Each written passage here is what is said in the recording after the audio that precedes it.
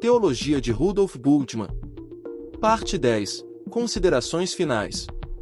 As críticas sobre Bultmann são variadas, afirmando-se, por exemplo, que ele troca Deus por um mero estado do homem, tal qual definiu Helmut Goldwitzer, que não nos leva a Deus, mas ao conhecimento de si self, como disse Donald Bloesch, que ele aniquila a objetividade e possibilidade de um genuíno Salvador, Criador, Senhor e Redentor, como definiu Paul Molnar, e mesmo que chega à radicalidade do ceticismo, segundo Vincent Taylor.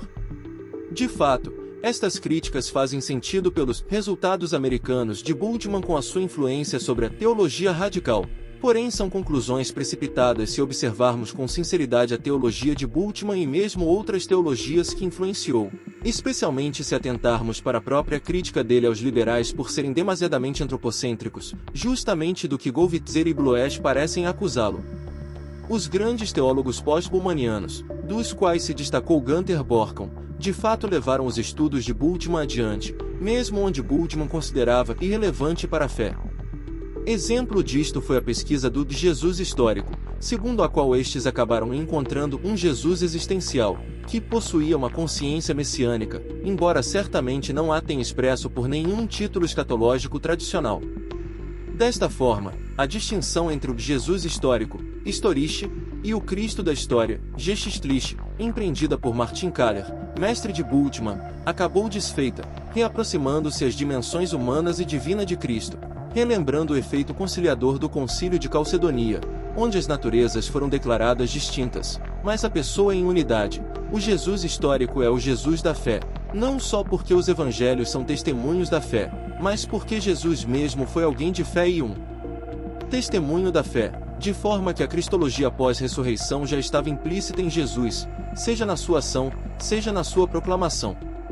Mesmo a teologia radical teve consequências positivas, como a compreensão da relação entre cristianismo e secularização, a dessacralização dos lugares e ritos, e mesmo a tomada da responsabilidade cristã, que se dá a partir da própria liberdade. Liberdade em relação ao mundo é, ao mesmo tempo, responsabilidade pelo mundo. A compreensão histórica que temos hoje de Jesus de Nazaré se deu especialmente a partir de Bultmann e seus seguidores, além de leitores dos mais variados. Robinson aprofundou a secularização da fé, Borkum escreveu seu Jesus de Nazaré, e muitos outros, tais como grandes teólogos, a exemplo de Jürgen Moltmann, devem muito a Bultmann.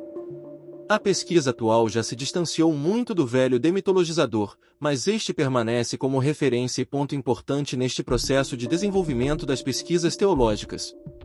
Também as ideias da relação entre teologia e filosofia e entre palavra de Deus e palavra do homem se desenvolveram especialmente a partir de Bultmann, percebendo-se a indissociabilidade entre teologia e filosofia pela necessidade de linguagem e a estrutura dialogal da palavra de Deus, que não deve ser entendida senão na própria relação entre Deus e homem.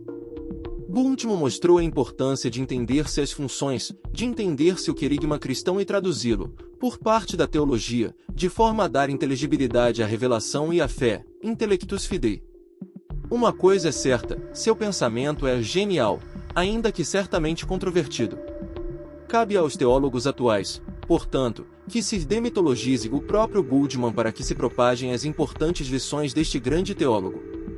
Devemos admitir, junto a Batista Mondin, que de fato os seus escritos são altamente significativos e levam a marca de um estudioso consciencioso, atento, agudo, profundo e genial, dotado de uma bagagem crítica, filológica e também filosófica em comum, de tal forma que se mantém importante sua leitura, especialmente se empreendermos está com um olhar crítico e profundo, que o próprio Bultmann legou à teologia. A verdadeira lealdade nunca é repetição arcaizante, mas uma assimilação crítica que se apropria dos impulsos legítimos e os recobre de nova validade por meio de uma nova forma.